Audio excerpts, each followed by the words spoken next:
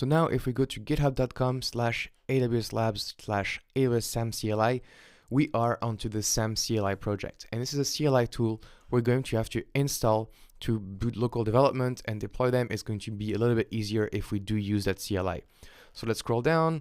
The main feature is that we can develop and test our functions locally. So I told you can use SAM local, and basically you can have a local DynamoDB, a local API gateway, a local Amazon Lambda. We will be able to validate SAM templates and generate boilerplate services using SAM init. So this is a good CLI to install.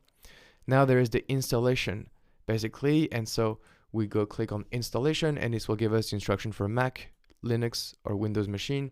I'm on Mac, so I'll just follow the Mac instruction, but if you want to follow along, then install the right thing.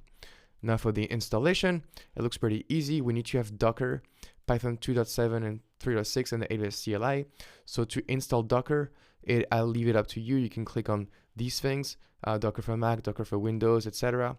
And it gives you a note.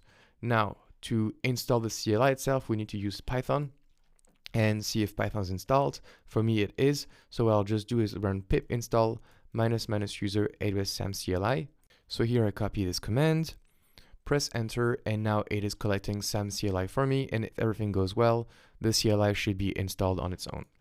It's a Python CLI, so just like the Amazon CLI. So if you have Python installed from before because you installed the AWS CLI, then you should be able to install the SAM CLI. So let's just wait for everything to finish. So SAM is installed, but if I type SAM, it says command not found SAM. And so you get a step 4, you need to adjust your path to basically include the Python script installed under the users directory. And so for Mac Linux, there is a little thing right here you need to do. You need to basically copy this user base path command and the export into a file named .zshrc if you use ZSH, or bash profile if you use standard bash. So for me, it is .zshrc. So what I'm going to do is edit it quickly. So I'll use ZSHRC. I'm going to add all the things that they just told me to. So I'll say user base path equals this. I'll copy it. And here I have the export of the path using the the user base path. I exit. Yes, and now I can just open up a new shell and close the old one. And if I say SAM, SAM is now working, and now the step 4 is done. If you use Windows, you have other instructions and so on. But that's it to install the SAM CLI.